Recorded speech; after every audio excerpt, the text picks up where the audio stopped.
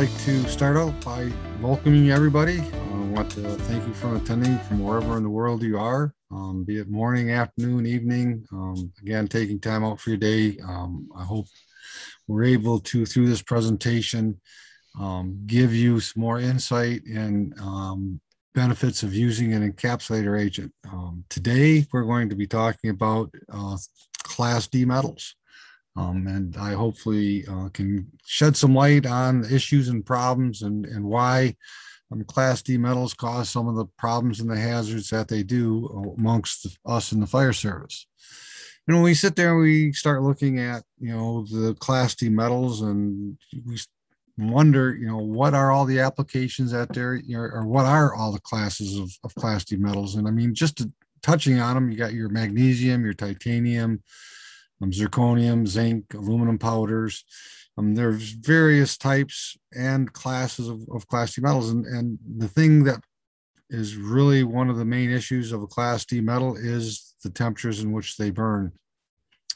The problem is finding a suppression agent that works effectively and being able to handle a Class D metal fire, so that we're not having huge explosions and fireballs shooting up into the air. Because what's happening is these metals burn at such a high temperature, it causes our water molecules to separate into their two properties, hydrogen and oxygen. So we're creating an explosive atmosphere among and around high heat temperatures, which is what leads to those big explosions that we see. So when we sit there and we start to look at it, how prevalent, how much of a hazard is it? Where can we expect to find them? And when we sit there and we start to look, vehicles, auto manufacturers are looking for ways to make vehicles stronger and lighter. Currently, they, on an average vehicle, they've replaced about 630 pounds of aluminum and ferrous materials with about 350 pounds of magnesium. So, that's on an average. Like I say, some vehicles may have a little bit more of it, magnesium, some may have a little less. We get into sporting equipments. We get into recycling and scrap centers where we discard things.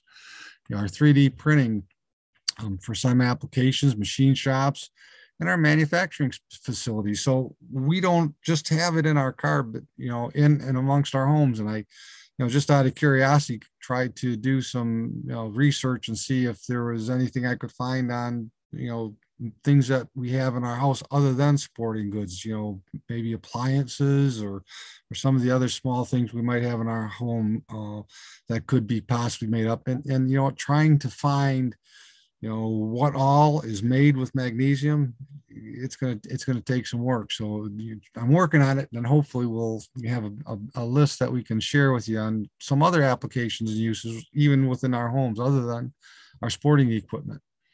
When we sit there and we look at, what we're currently doing, we know, and even in NFPA, it states you do not use water on a Class D metal fire.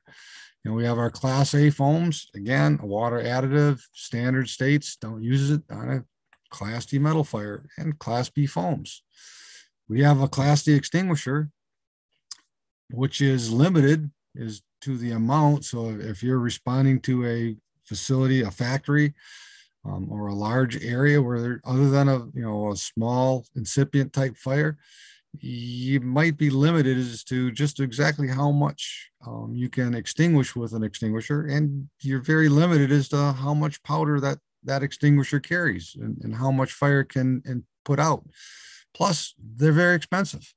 You figure an average cost of a Class D metal is upwards of $500, and then to get it recharged is probably pretty close. Dry sand. You can have a beach full of sand, but the only part of that beach is going to be the sand on the surface. As soon as you take a shovel full, you have a lot of moisture. So just the sand itself cannot be used.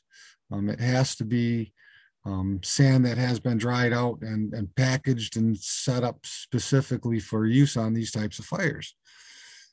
And, what happens, when we do it wrong?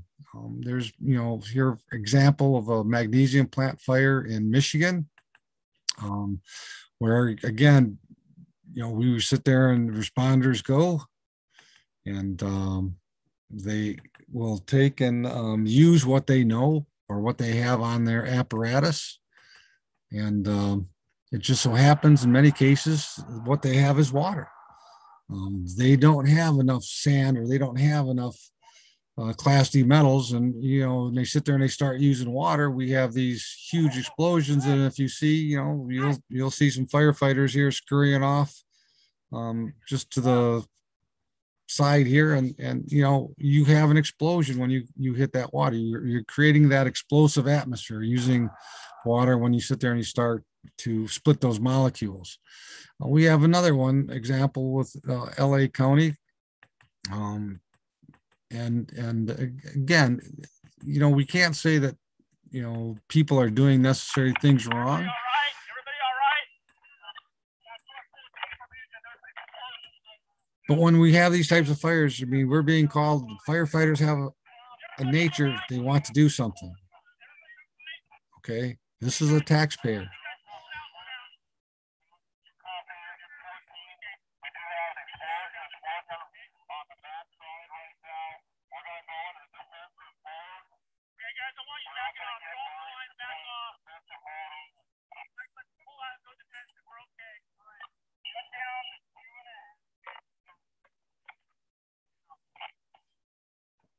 I want to point out all the little small areas that we have fires burning.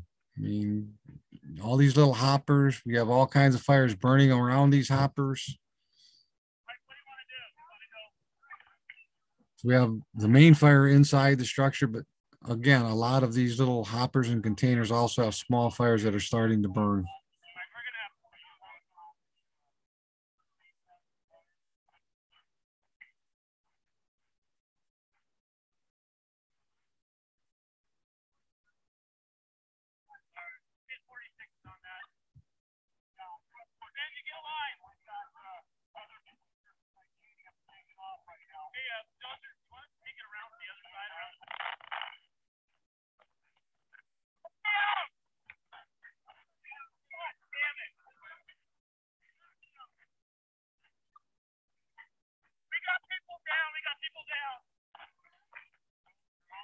So as an officer, as a firefighter, one of the last things that I'm sure any of us want to do is be in a situation where we have a Class D metal fire, where firefighters or employees are injured because of taking actions that we're trying to use to save a facility or save a structure. It's our, as firefighters, it's our nature to want to be able to do and extinguish these types of fires. Even in a car, when we sit there and we look at your normal car fire, your steering columns, and many of vehicles now are getting into these Class D metals, and as we said earlier, about 350 pounds. What's this doing? Turnout gear, possibly, as you can see, without the protection, eye injury. We need to be aware of all the hazards that these Class D metal brings, and the question is asked: are you prepared? Is your department prepared? What is your solution currently? When you sit there and you start dealing with these types of fires. And hopefully we can sit there and we can bring Encapsulator Agent on board with your department, and we can help you to understand how these work. And to start with, what is an Encapsulator Agent? It's fluorine free. It's not a foam. It's a water additive. Falls under NFPA 18A. It's non-corrosive. There is no PFOS or PFOAs. Your forever chemicals. 100% biodegradable. It's a multi-class NFPA listed AB fire suppression agent. And it's also a combustible, flammable, vapor, and liquid spill control. And when I do a lot of my trainings, I always point out and I ask the question, can anybody name for me any other agent that you currently use that can handle flammable vapors or combustible vapors? So here it's not only working on liquids and Class D metals, but we're also going to be talking about, or can talk about how it's effective on Encapsulator technology, the next generation of fire and hazard mitigation. First, we start with a simplified version of a single encapsulator agent molecule consisting of a hydrophilic polar head which loves water, dissolves in water, and a hydrophobic, non-polar tail which fears water and will do anything to get away from water. Once the E8 molecules enter the water, they instantaneously and automatically orient with the non-polar tails inward and the polar heads outward, forming millions of spherical micelles. Micelles travel towards and exit the nozzles, forming E8 droplets. Micelles nearest to the surface of each droplet automatically break apart. The non-polar tails orient outside the droplet, with polar heads on the surface, forming an E8 skin on the surface of every droplet. In addition to the E8 skin, there are millions of molecular spherical micelles within each droplet. Okay, I'm going to go back to that because I want to talk about it for 1 minute, and then I want to replay it. And the reason I want to replay it is because this is very important to understand how an encapsulator agent works and why it doesn't have that explosive reaction when it comes in contact with the Class D metals. When we sit there and we start thinking about water, okay, yes, water splits into its two molecules. It's hydrogen and oxygen, causing that explosive atmosphere. When we sit there and we mix it and we create bubbles with foam, again, all we're doing is creating a thin wall bubble structure. We're still using water as the basis and so on. So we're still creating that atmosphere. But again, as I play this, watch, I'm not creating bubbles. I'm actually changing the chemical makeup of a water droplet. I'm putting a skin on the surface of each and every water droplet with those molecules, those F500, those encapsulator molecules. I'm putting that skin on the surface of each droplet. So it's no longer truly water that's coming in contact with that Class D metal. We've put that skin on there to provide added protection. Yeah, let me play that back again. Encapsulator I'm going to kill the sound here. So as we go through, we see these molecules, they orient with the tails inward, trying to stay away from the water. Doing everything it can because we have that polar head, non-polar tail. The polar head loves water. The non-polar tail fears water, so it wants to get away from it. So when it's first introduced into the water stream through your eductor, be it batch mixed, however you get the concentrate into the water, all of these molecules are going to orient into these spherical micelles. So all of these tails are going to be getting into the water, and they're going to, as you can see here, they're going to create these micelles. And once they are exposed to air, okay, those molecules that are closest to the surface, they're going to spin out, those tails are going to spin out, and that's where that skin on a water droplet is formed and created. And that's how an encapsulator agent is able to work. When we look inside the water droplet, we see these micelles still interior. And when I talked about that vapor encapsulation, that fuel encapsulation, that's where it takes place. So we're actually encapsulating and we're trapping those. It's also where we're able to reduce carcinogens and toxins and other things.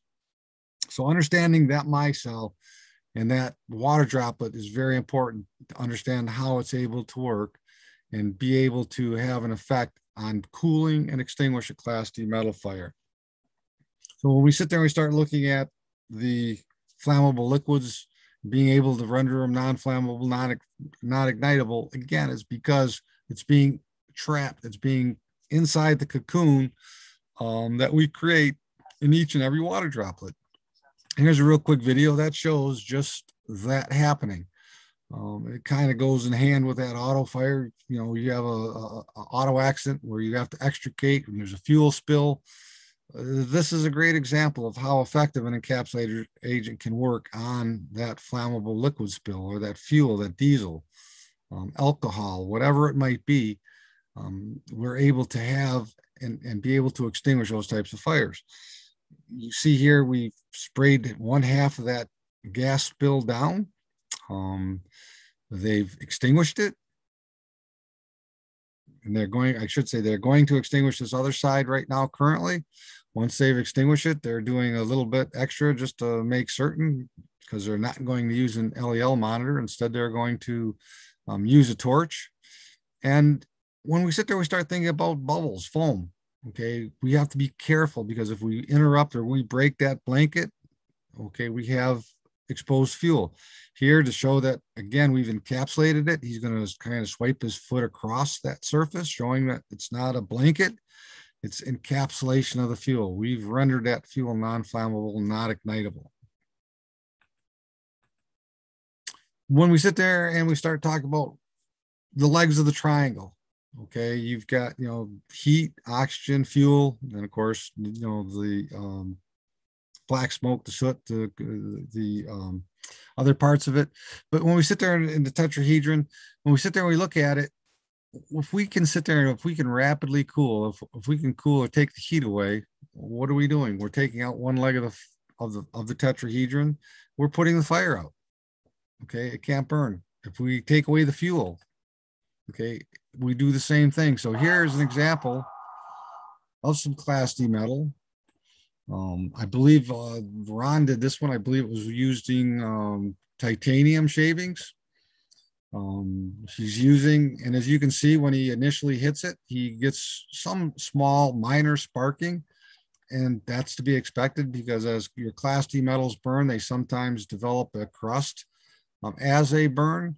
And when you sit there and you start hitting that crust, you may have a real quick flash because of the exposure to air. The other thing is after he's been able to extinguish, he's able to immediately pick it up. He's taken the heat. He's taken temperatures that probably were in excess of 4, 5, 6,000 degrees to being able to pick it up barehanded and handing it to others to view within just a matter of seconds. So that ability to rapidly cool and have no explosions when we're dealing with your Class D metals is very important. When we talk about the toxin reductions, the soot, the smoke, that's where our carcinogens are formed within that free radical of the tetrahedron. So if we're able to have an effect on those soot, those toxins, improving the air quality and reducing those carcinogens and those toxins, and again, it's not just with Class D metals. Let's take a normal everyday structure fire. Look at all the synthetics and all the materials that are inside.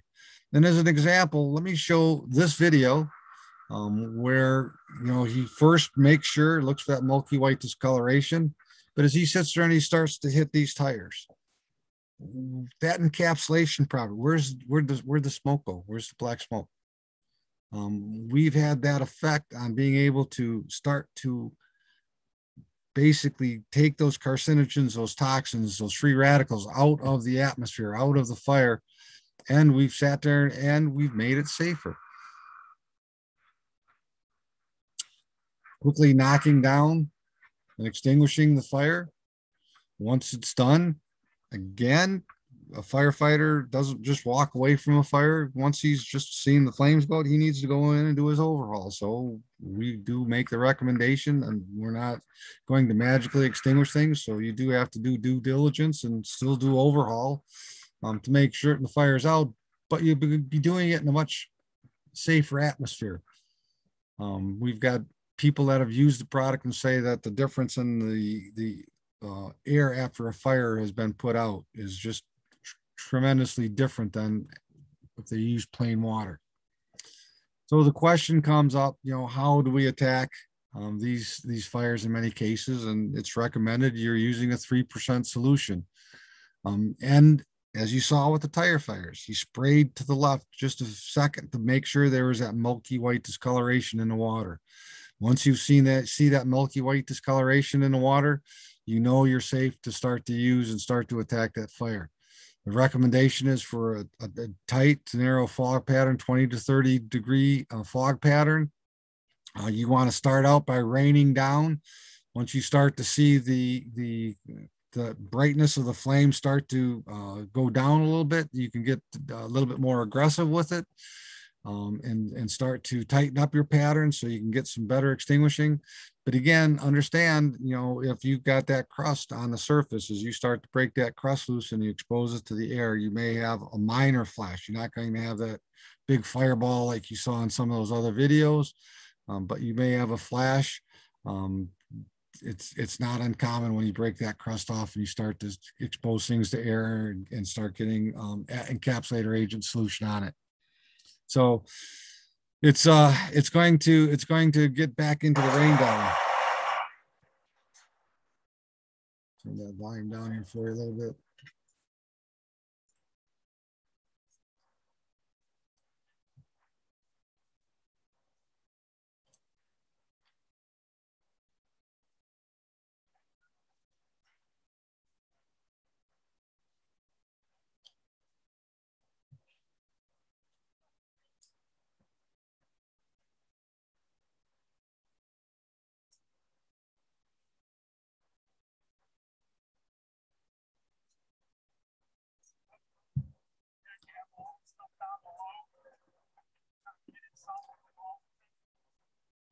Now this fire is being extinguished at 2.5 gallon extinguisher with 3% solution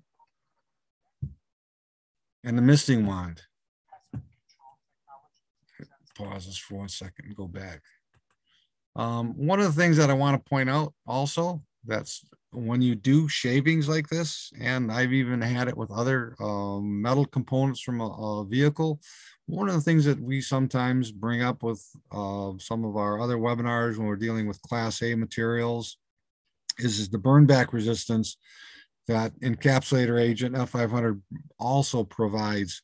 And one of the things that, you know, in doing some demos and working with people and even with some industries that deal with Class D metals, they're finding that, you know, if they've, in the event of a fire, they've sprayed down magnesium shavings or parts that might be exposed to high heat and maybe brought or might catch fire because of exposure. If they've used F500, it increases the amount of heat that's needed before they reignite.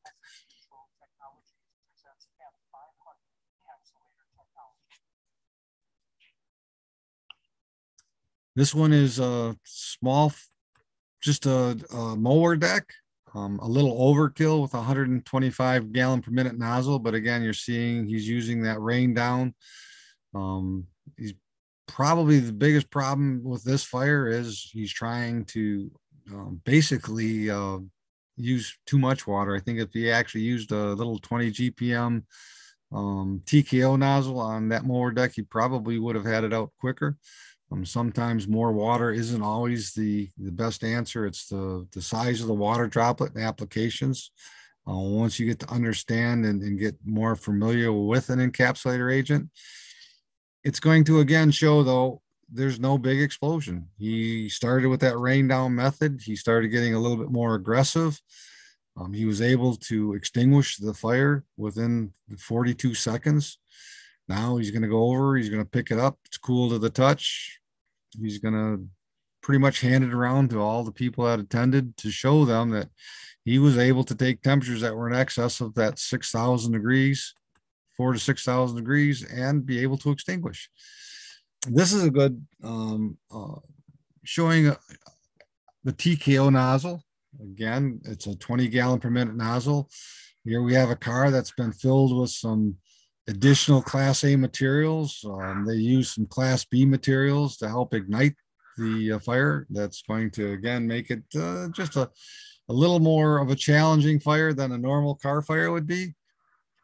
Working on doing a couple of things here. He's working on cooling the metal. He's working on extinguishing the fire, changing that pattern from a tight fog to a straight stream to get better penetration, not necessarily having to flow constantly. Shuts the nozzle off as he repositions. So that's why we're able to, in many cases, be able to put a car fire out with less than 100 gallons of water. As you come in and he starts hitting the steering column, you see that little flash. He breaks that crust on the magnesium loose. No big explosion like we saw in that previous where the firefighter hit the steering column with the water stream. He had that little puff. But one of the things I want to point out is you have some Class D metal that you see burning brightly down on the floor pan. And as he continues to flow the F500 in, he's probably causing that Class D metal to become submerged in a solution of F500.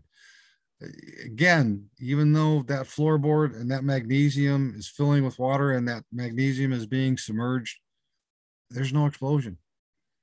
Again, even that cooling ability of F500 is going to continue to work. And even though that magnesium is becoming submerged, you're not going to have to fear or worry about those explosions that you would if you're dealing with water. So it is a very effective agent to be able to use on your Class D metals safely without having those big explosions and fires, without burning up turnout gear and having issues when you're dealing with these types of fires. So when we look at our delivery equipment, you're there for them, you're there for each other. We have our 2.5 gallon water cans. You saw being used in the presentations through the videos, with many of the applications dealing with our shavings that we will have on scene at some of our presentations if they're available. But when you sit there and you look, it works very effectively on being able to extinguish these types of Class D metals. You saw in one of the last videos there with the car fire, the little TKO nozzle, 20 gallons per minute, 100 PSI, very effective, works very well on being able to extinguish car fires.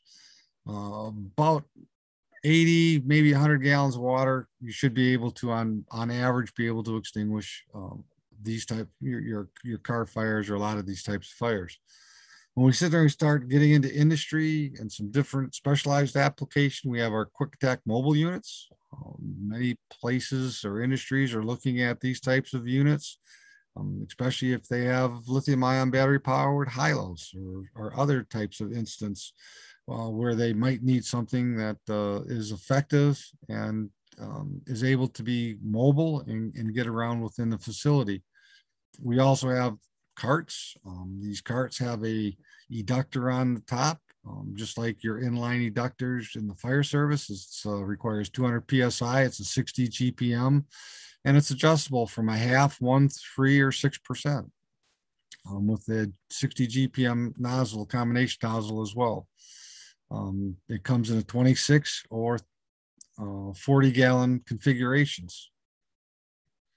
And then we start getting into our concentrate control systems, our fixed systems where we can attach and get in line or into your fire protection systems with bladder tanks, water driven portioners, or different types of pump systems to help protect facilities. In fact, we do actually have a couple facilities. One is a recycling facility that uses F500, and another was a manufacturer that actually made, when we talked about 3D printers, they made the titanium lead for 3D printers, and they actually are using F500 to protect their facilities. So we do have some applications where it is being used.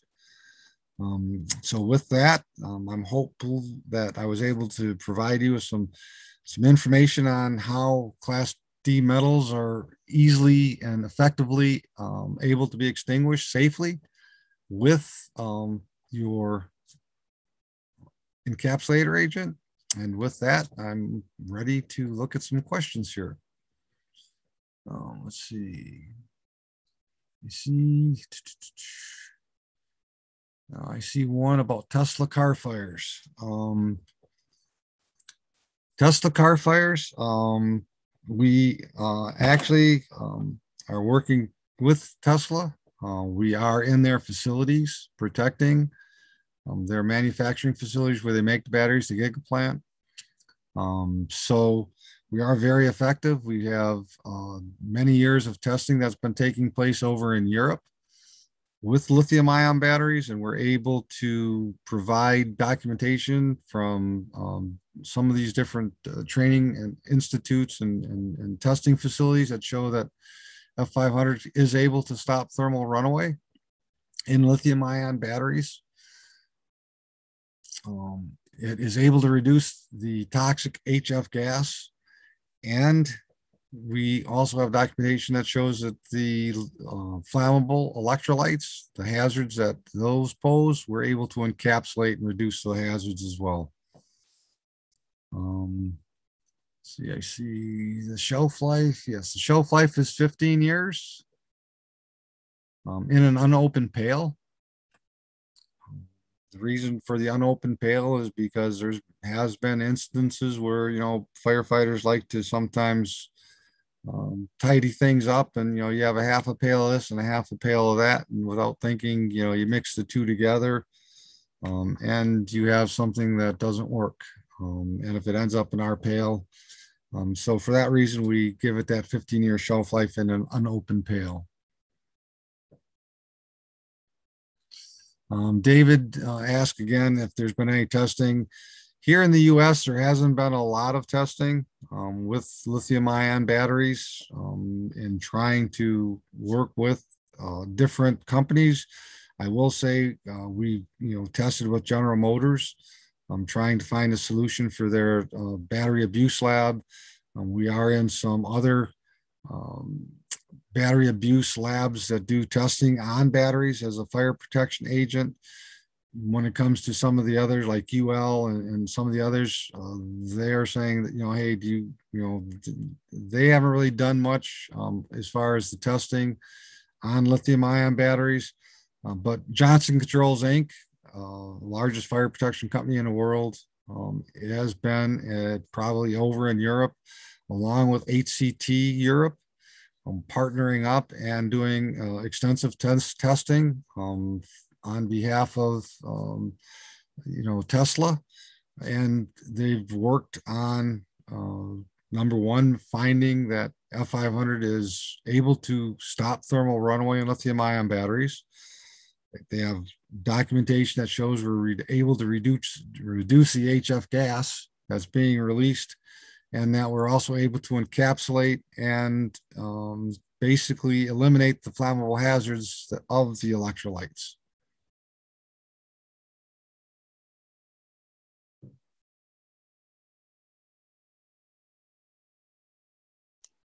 Hey, Jeff, could I add something to the lithium-ion battery testing? Yeah. It is tested internationally. One of the problems with US is, and I'm not knocking the testing companies, but UL does not want to test it because they know that water reacts and they think it's too dangerous to test under the circumstances. They just won't give it a chance. But they basically are worried about it being too dangerous to test because it may explode. Well, we can't prove ourselves to them until they agree that, okay, we got to try it because it's not as dangerous, it's not dangerous as they think it is. That's one of the problems with testing in the US. Yep. Thanks, Steve. Yep. Alan Ott, you're asking about F500 in your tank. If follow the entire apparatus even after I empty and flush the tank. I'm not sure as far as one of the problems with foam is it really makes a mess of my fire truck if I get it in the tank. How is this stuff as far as flushing it out and getting it out of my pump and out of my mechanisms? You know what? I kind of going to go with some experience that I've had with it. When it's been added into a tank and you're trying to get it out, and you're trying to rinse it out, you might have some bubbles that are formed at first, depending on how strong a flow you're putting into the tank. But it's not going to cause the issues that you're going to, or you will have with foam, because we don't work on the basis of making bubbles like foam does. The whole premise of foam is the way it works is creating bubbles. And as you saw, the way we work is not making bubbles, but rather changing the chemical makeup of a water droplet. So we have two different things, but again, with a strong water flow into a tank that may have had F500 in it, you may have some bubbles that are created when you're trying to flush out, or you're trying to basically flush the tank. As far as your onboard integrated inductor, Yes, it will work. It will work at the same percentages as foam. And as far as your regular fog nozzles, yes, it will work. Your combination nozzles are probably one of the best. And when you understand encapsulator and how it works, the smaller the droplet, the more effective it is at cooling and extinguishing, being able to encapsulate and being able to work. So yes, your combination nozzles, your fog nozzles, one of the things that is very important, and I know I try to work with my distributors as much as possible. In a department, if you are going to switch from foam to an encapsulator agent, by all means, please contact your distributor and let them know that you want to have some training. Because if you try to use this product like foam, if you try to put an aerated nozzle on it or air aspirated nozzle on it, or you try to do anything to apply it like you would foam, creating bubbles, you're actually going to reduce the effectiveness of an encapsulator agent. So you do not want to create or try to force it to make bubbles. If you have a calf system, yes, we can work in a calf system, but turn your air way down or off. We will be actually more effective without the air in a calf system.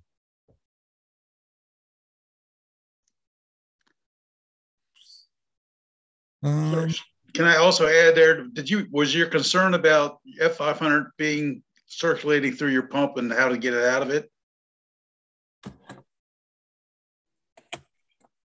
Yes, and staying stuck in the mechanisms. Yeah, the bottom line is if you mix batches in your tank, and actually the rapid cooling mechanism of F500, usually you have to have a drain open if you're not flowing water for your pump so it'll stay cool, or you have to use your pump cooler. Quite often with F500 just circulating in the pump, it keeps the heat down because of its rapid reduction of heat. Does it gum up like foam? Absolutely, it does not gum up like foam. So if you use a portion of your tank, you can, you don't have to flush out a whole lot of your system, unlike foam. Again, like Jeff was saying, you don't need a aerated foam nozzle. You just use whatever firefighting nozzle you always use. And the bottom line on that, like, it's certainly a good idea if you run it through your lines to shut off your F500 flow and just pump water through the lines, because it'll flush out the nozzles for you. It'll also flush out the product in your lines, and it'll flush out your pump too. So that's really the only issue you got to be concerned with in that sense. Yep. Did that answer your question? Yes, got it. Thanks. Okay, no problem. Thanks. And Ron, I'd like to answer one of the questions here, if you don't mind. It's just looking at a car fire. I believe, I can't remember who that was submitted by. I think it was Alan Ott. If not, it's whoever asked the question. You got to think about how we do things now as a fire department. If you have a rescue box with people trapped and there's either fuel leaking or there's a fire. If there's fuel leaking, the usual protocol is you pull a 1 3/4 inch line off with 2 people protecting the scene while your rescuers are doing extrication to get the patient out. That's if it's just a gasoline leak. If it's a fire, obviously you want to attack the fire, but how are you protecting the victim inside that's trapped? By using F500, you're doing a couple of things. If it's just a leak, instead of flowing water, if they're concerned they flow water, all they're doing is they're pushing the fuel around. They're not doing anything to stop it from igniting. F500 encapsulates the fuel if it's just a spill or a leak, so it can't ignite. So that makes it a much safer rescue operation for your people standing in the middle of all that gasoline. If it's on fire and you attack it, you are going to put the fire out much more rapidly than you are with water. You're not going to create steam, because this doesn't create steam. It's a warm mist. So if in fact the patient isn't being burned yet, but you open a nozzle up with just water, you're going to steam burn them when that steam gets to them. If you're using F500, it won't steam burn them. If they are being impacted by the fire, it's not going to hurt them if you get it on their skin. Now, I'll be honest with you, I've had it in my eyes before. It's like getting shampoo soap in your eyes. I rinsed it out. I was fine. I didn't have to start wearing glasses afterwards. So it didn't destroy my vision at all. So the bottom line is, when your question, I think I've answered it for you. You can get a person wet with it. It really is not skin desensitizing, so it's environmentally safe. You can use it to keep your rescuer safe by encapsulating any fuels that have spilled underneath them while they're trying to rescue people. Did that answer that particular question, sir? I don't remember who wrote it. I think it was a Schultz and Ziza wrote that. Yeah, again, when you sit there and you look at the SDS, it's non-toxic, it's non-corrosive. So there is no hazards other than, like I say, being, as Steve said, a strong surfactant. It does have an effect like shampoo getting into your eyes. So as long as he said, as far as using it to put out a car fire where a victim may be involved, or you're trying to protect the victim, it can be used very effectively.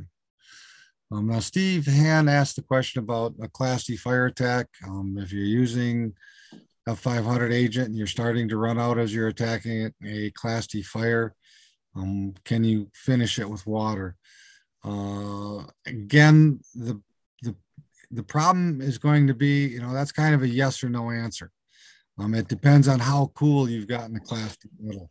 If you've dropped the temperature of that Class D metal down and it's in that orange range, it's not that bright white, or it's not that real bright, glowing metal like you normally have. If you're starting to get down into cooler colors, in the orange and so on and so forth, you are more than likely able or could possibly use water to finish putting that fire out. Because the temperatures are now down to a point where it's not going to split the water molecules into its two properties. But if it's still a really bright, if it's still a hot fire that's going on, I would use caution in trying to finish putting it out with water.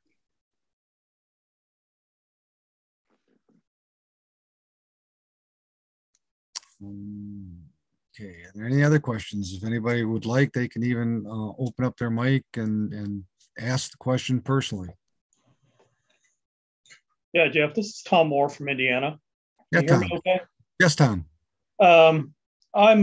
We just started a Firefighter 1 and 2 course here. I'll be teaching out of the Essentials IFSTA 7 text. And I've looked through the chapters of chapter 18, which they, again, do not have anything there about water additives. You guys have any possibility in the future of getting with these curriculums like Jones and Bartlett or fire engineering or essentials, possibly get that stuff added to the curriculum? And also my second question, I guess I got a two-part question. Okay. Second part of my question is, do you guys have any videos that you can send me that I can help with my class on this lecture? Because I've been a very strong active member of the F500 program here, trying to get it implemented in our area here, and it's still slow going. But I do have copied some videos that you guys have, but I don't know if you have something that you can send me as an instructor 2-3 here that can help me with this class to implement your product. Yes. Okay. To answer your questions, as far as IFSTA, a great question. We are currently in the IFSTA Fire Brigade training manual. Unfortunately, we missed the IFSTA 7 print, so we didn't make it in. We have submitted material to IFSTA, and we're told that in the next print and edition of IFSTA that we will be in it. We will be included into it. So that you should see coming with the next edition. As far as now your videos and your training, yes, we can provide you with pretty much anything you want, and maybe even give you some more current and better quality videos that you have. Feel free to, let's see, I look through here. I believe we have your email. Yeah, it's in the EMA, my EMA email. I'm also the EMA director for one of the counties here in Indiana. Okay. Yep. I will sit there and we will make sure that we get followed up with you and see what we can do to get you and get in contact and help you out with getting materials that will work for you. Yeah, that email is switsema@gmail.com. Okay. Right. Thank you. Appreciate it. Oh, you're welcome. If again, any other questions, feel free to email us as well. We'll help you out any way we can.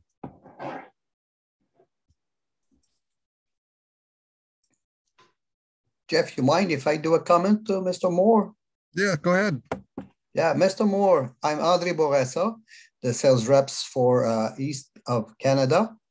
If you have some problems with some guys that aren't convinced about our technology, a very good example will be to set up a demo with a car fire. When these guys will realize how quick and fast you put a fire out with maybe 30 or 40 gallons of solution, even at 1%, they will be amazed and ask the guys what they feel about the heat that they were having when they were near the fire with a fully involved car. And they will say to you, well, I couldn't feel any heat at all. They will be convinced quite fast. Well, I'm ahead of you a little bit on that because I tried to set up a class this late fall, but I'm going to have to wait till spring. Yeah. With the sales rep, I believe he's from Michigan. I can't remember what his name right offhand, but I was trying to get something set up with a car, tires, pallets. Yeah. But right now I have run into a little snag with IDEM right now where I want to do it. Okay. So, but I got to get all the paperwork filled out for that. And it shouldn't be a problem, but I'm kind of heady on that. And I'm trying to get that all set up for this coming spring.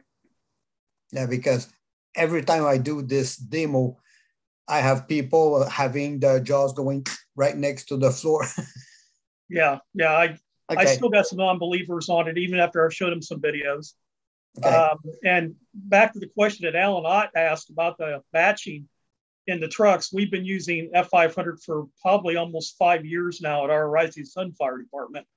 And it does remain in your pump a little bit, but it's not as bad as foam is after your aftermath with it. Eventually it comes out, and but I've been very happy with the product. And right now we're down to only one distributor here in the state of Indiana right now for it. But a lot of our departments have been getting together and combining our orders so we can all get a large bulk order of it. But anyhow, I'm way heady on that class part of it. I'm working that out, and we'll see how that goes. That's great. Thanks.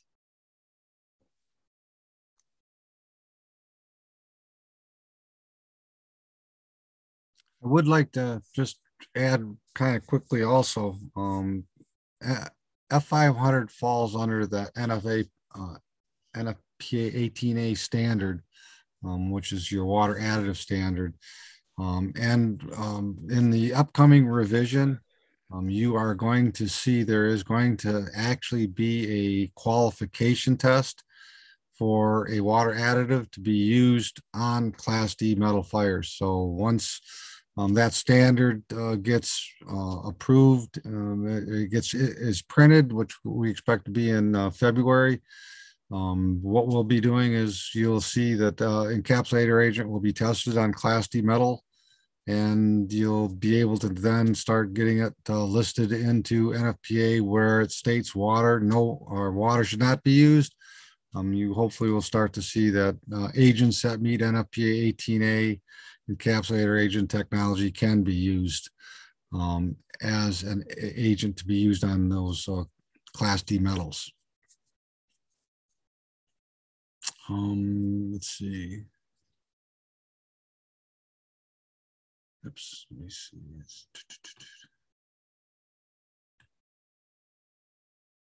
Nebraska's distributor is the McQueen Group. So you can contact them. We can get you a contact name if you'd like, and send me, Jeff, if you'd like to send me your email address, I can get you connected with our distributor and our area representative, manufacturer sales rep for Nebraska. And then the question comes up, is it the same as fire cap? It is not. Fire cap is a Class B foam. It's a good Class B foam. It may have some, in fact, it may even only be just a Class A, or they may dual list. I'm not exactly sure. Again, it falls into that foam category. They may be able to have some effect on a small mag fire. I'm not sure. I've never tested it. I'm,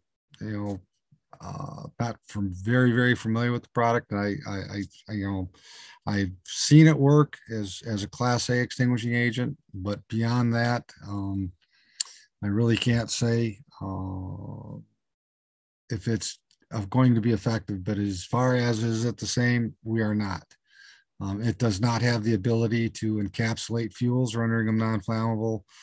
It does not have the ability to cool lithium-ion batteries and stop thermal runaway. It does not encapsulate flammable toxic vapors. So there's many things that people may say it's able to provide and do, but in actuality, it cannot.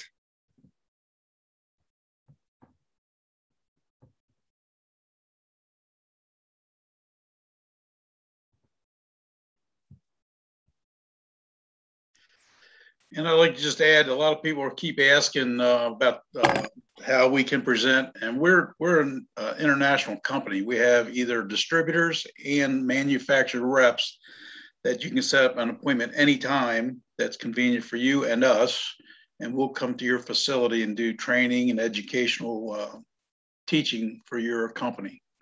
So anybody interested, like I say, you can just either put your name and stuff here, or you can email hct-world.com or email us at info@hct-or hct.com, I think it is. Yeah, I got it up on the. Yeah, and then just send in, ask for information. They'll find out what state it is you're from, and they'll have someone contact you.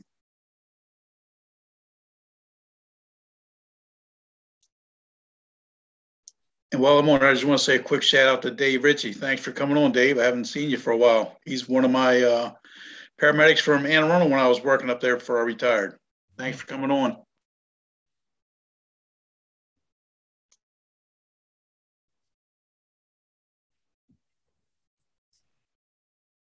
Good to see you and Chief Frank Stokes. Yeah, we're both at the F500 wagon here. We're pulling the wagon. Both of us are really sold on the product. When I retired, we tested it there in Anne Arundel, and everybody that touched it thought it was gold. And I'm enamored with it to the point that I'm trying to get the word out to everybody in my 5 states, because I think it's going to change the way we do business in the fire service. Much safer product for us, everything.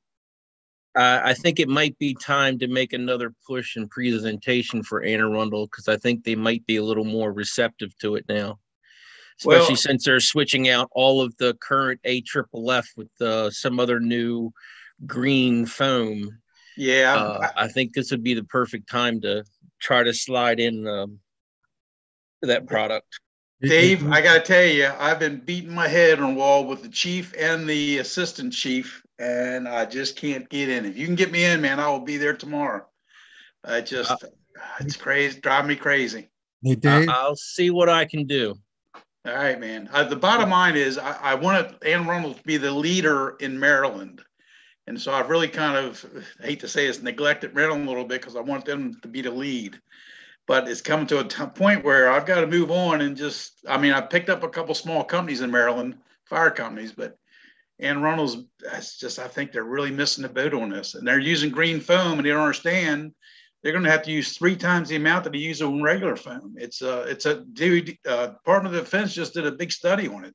And the Department of Defense said they've got to find something besides what they currently use. And they tested the green foam and they said the only problem with that is you have to use 3 times the amount. So if you have a 30-gallon foam tank when you're engine, now you have to have a 90-gallon foam tank to do the same thing. So yeah, I'd appreciate anything you can do for me. I'll be up there, like I say, tomorrow if it would help. Well, we just had a little barge explosion where there was some kind of boat on it that they were demolishing, and they tried to use the new foam with the aerating tip on the nozzle, and because they couldn't get close enough to the barge without using that nozzle tip, it didn't reach it. So they had to go back to using just the regular nozzle to get the reach, and then it wasn't making the foam. And this would have been a perfect time that stuff would have worked a whole lot better. And I follow all you guys on Facebook, and we're having more injuries than ever here lately. And I got to say, it's because we're being inside fires way too long. So, but like I said, whatever you can do for me, I'm on it. Can I interrupt here for a quick? No, I do have another question. It's Tom Moore again. Sorry about that. No, that's all right. I just wanted to ask. I've gotten a lot of questions about this also, and because we're in the process here in the state of Indiana recalling all our foam because of the cancer-causing agents in foam. They were asking, well, some people have heard that F500 is the same thing. I go, I know, I don't. That's not true. It does not have anything to do with carcinogens or anything like that. Am I telling them correct? Right? You are absolutely correct. There's no reason for us to have fluorinated compounds in our makeup, because the PFOAs, PFOSs in the past is what caused the hardy bubbles to stick together in high heat. So since they've been outlawed from that, they've just reduced the molecule size to a fluorinated compound. It's no longer called PFOAs, PFOSs. However, it is still a fluorinated compound, which is carcinogenic. We have none of that in our system. We don't need it. We don't use it to create bubbles. And that's the biggest problem. Connecticut recently just completely ruled out any kind of fluorinated compound foam in the state of Connecticut. So, okay, so this new green foam you're talking about, is that one it's replacing these foams? Well, if they still have fluorinated compound foams that you can buy, but most states are going against them. For instance, Maryland itself says you cannot use any fluorinated compounds for training purposes. So how do you train your firefighters how to use it on an actual incident? You can't. And if you do use it on an actual incident, I believe it's a 12-page document you have to fill out to send in because you use it on an actual fire incident.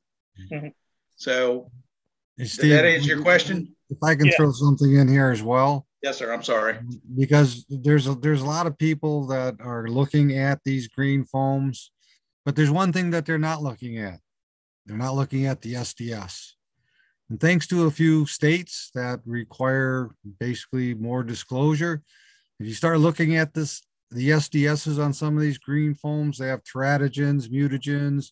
They have other toxins in there that to me are just as bad or worse than the PFOS and the PFOAs. But we're not looking at the SDS. We're saying, oh, hey, we got a green foam, and there's no PFOS and PFOAs. Please get the SDSs out, gentlemen. Start reading them. Okay. They've got other issues with them that are also a health risk to firefighters. Well, I've heard some of these newer foams that are coming out to replace the ones that they're getting rid of are going to be even more expensive. Yes, that's true. Well, they're more expensive in two ways. One, like Steve said, you may have to use 3 to 5 times more than you would the foams that you're currently using with the fluorinated ingredients.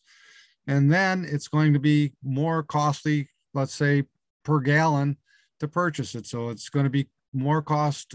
It's going to cost you more in actually 2 ways: upfront and the amount you're going to need. So if a lot of our departments in our area are on a tight budget. So that's a very important point. And the thing of it is I can lead them to a department up in Michigan that had, with one of my other presentations that I do, they, talked about having fire hydrants within their community. They had all the water they need. They didn't need anything to help them out. The water was free, but they forgot about one thing. They forgot about the highway. They forgot about the expressways that went through their community, and they had a tractor trailer fire.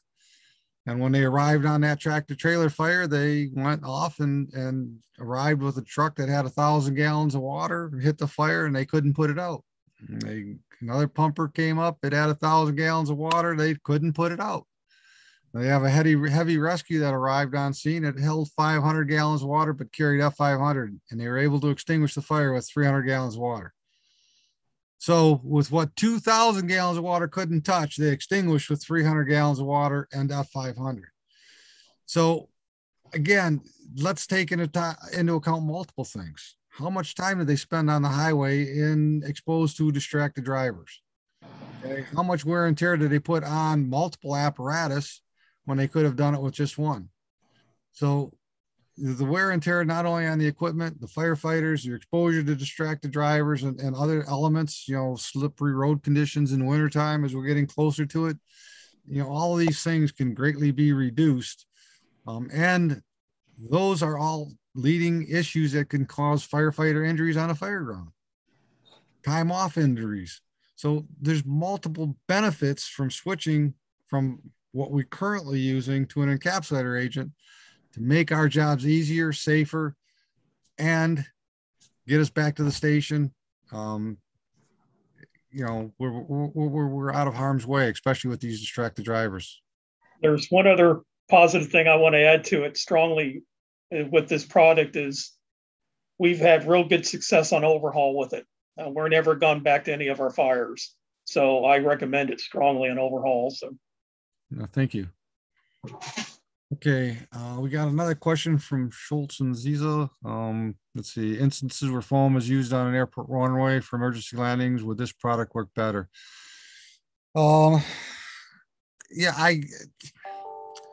That's going to be one of those kind of difficult questions. I can give you an example that happened recently at an airport where an underground storage tank was overfilled.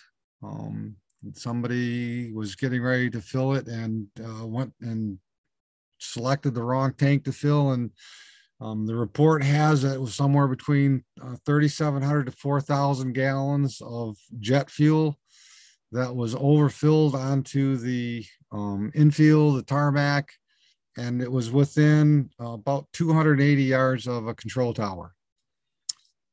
It was coming out of a pump house and all the vent pipes. And so there was major concern that that pump house might be an ignition source. So they began to use their mil spec, the required FAA foams, to try to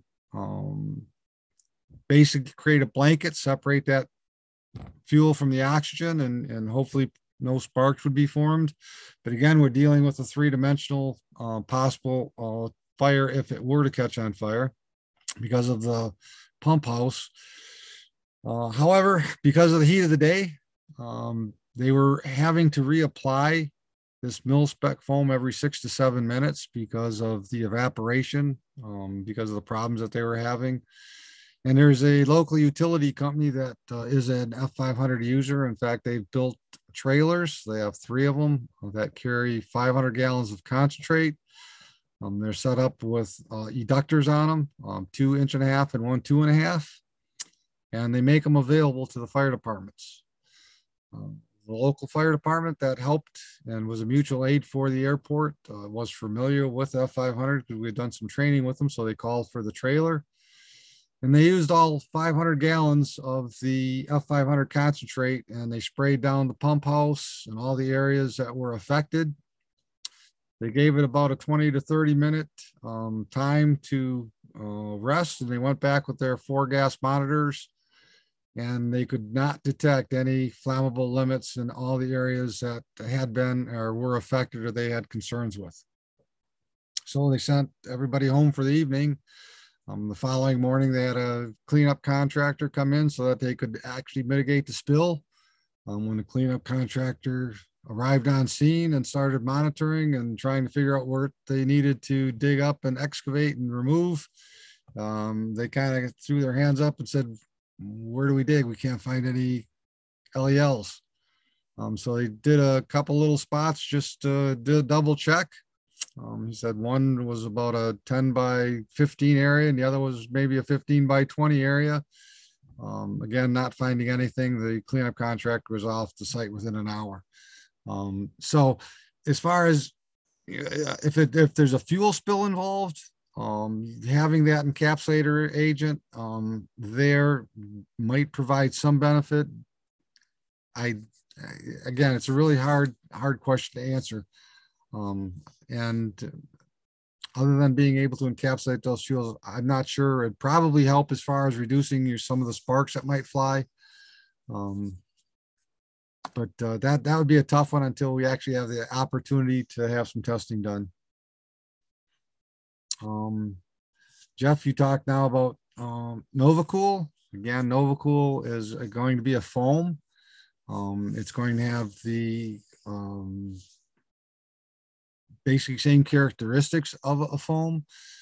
So when it comes to being able to do the lithium ion batteries, when it comes to reducing the carcinogens and the toxins and the soot and the smoke, when it comes to being able to work on Class D metals and the others, I can't answer that because, again, as you saw in the presentation and through NFPA, foams are not recommended or suitable.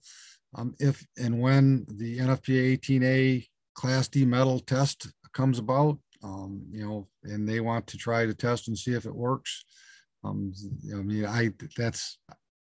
We've tested, we've seen the videos, and we've done some larger scale tests. In fact, as I said, we have, die casting companies, and we have manufacturers that use titanium and make titanium lead for 3D printers and scrap metal facilities using F500 to protect themselves because it's been tested and proven to be very effective on Class D metals. Hopefully I answered your question, Jeff. A lot of good questions. Hello, Jeff. Yes, go ahead. Hello, Jeff. Good afternoon. How are you? Good, Hernan.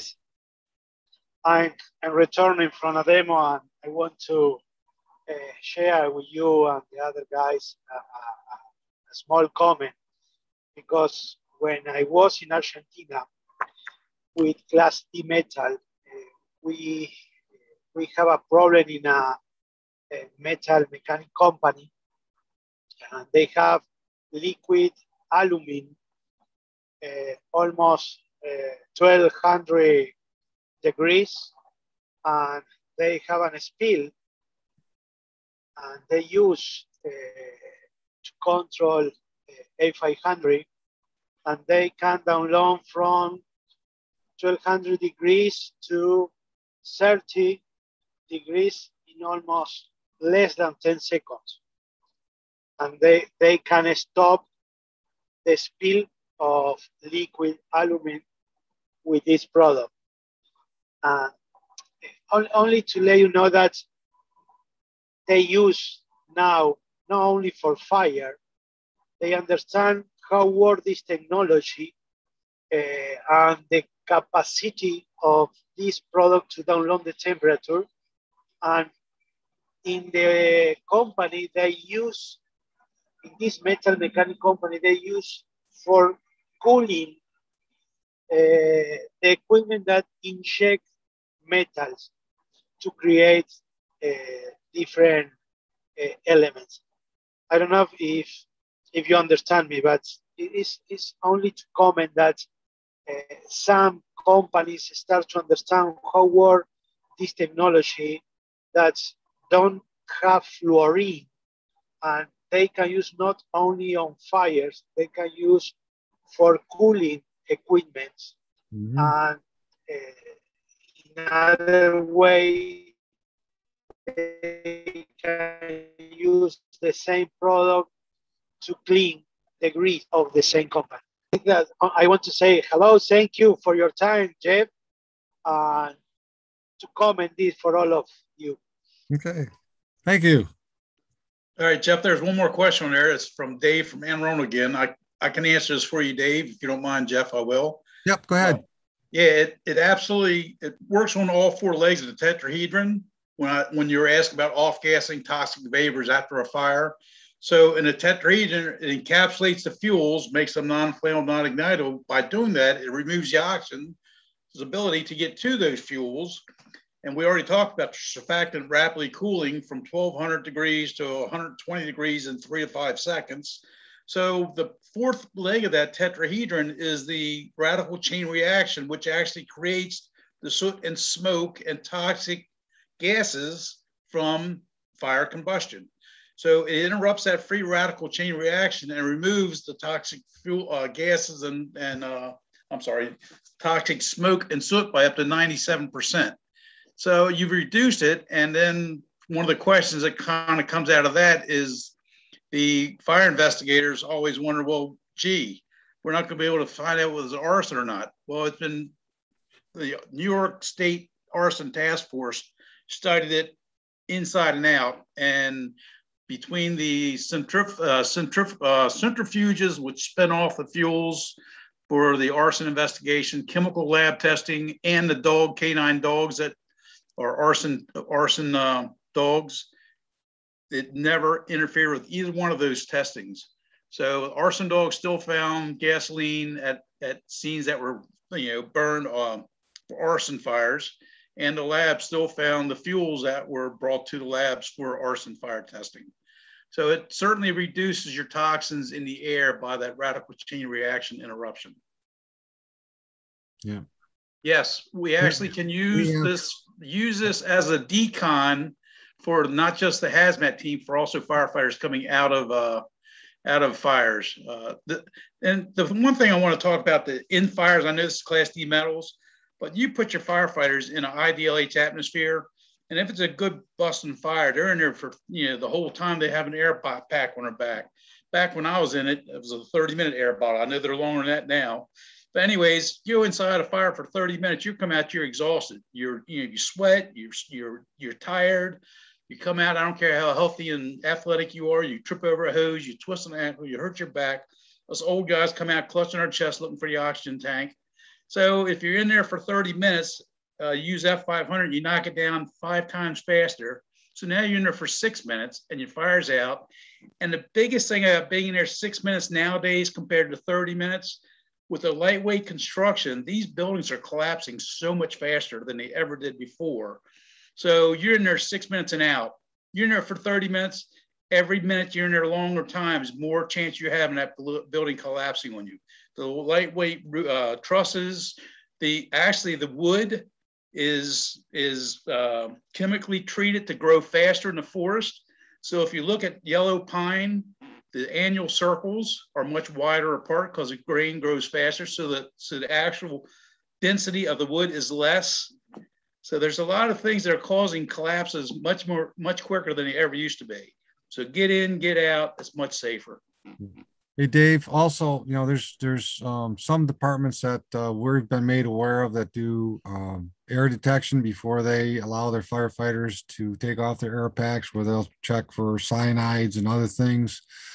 And one of the things that they've reported even back to us is that when they use F500, all of those readings are basically almost zero once they've extinguished with F500, so that they're able to remove their air packs and do their overhaul much quicker than if they were to use plain water or other Class A foams. That's what I was trying to get at. Was we've got a mandatory hour ventilation after the fire's been put out because of the cyanide and some of the other hazardous vapors that are in there, that if we could use this and it would eliminate them quicker, and our investigators can get in there and get things done, our people will be able to get things done a lot quicker. We're going to put the fire out quicker. So yeah, we're not going to be in a IDLH environment as long. It's just going to make our job, I think, a little bit easier. And especially in the summertime, when the heat, you have less exposure to your firefighters and hopefully have better outcomes overall. Correct. Yeah, like I said, we've had departments report back to us, and even in some of these webinars, we've had some of them that have joined us and even made mention that when they bring their monitors out, and they have some that do detect the cyanides, that hey, when they use F500, they can almost go in immediately after the fire's out, and the conditions are much safer than they would when they would be using plain water.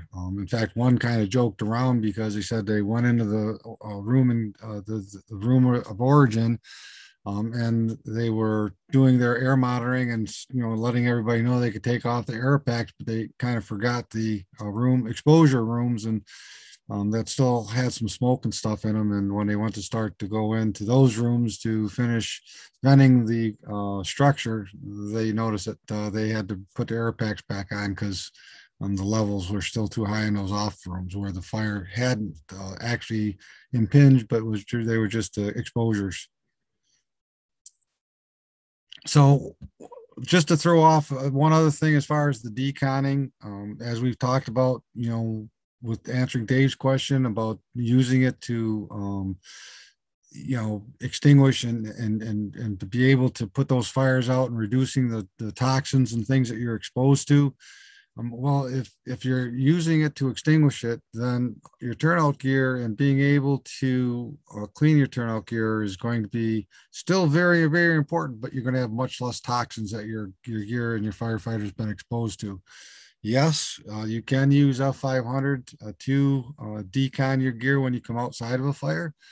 There's also the ability to use F500 when you wash the turnout gear using your extractors. We do fall within the guidelines of the NFPA standard for cleaning turnout gear. As far as the pH, we have pH that is neutral. So it does not have an effect as far as having an effect as far as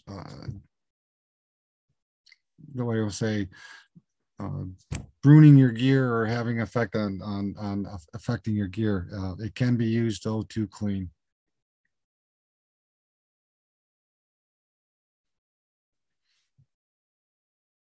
So yeah, no, it does not damage the gear. Michael, hopefully I answered your question. You actually we fall within that pH level of being able to clean out. In fact, we even have an SOG that you can ask and email us. We'll be happy to share with you.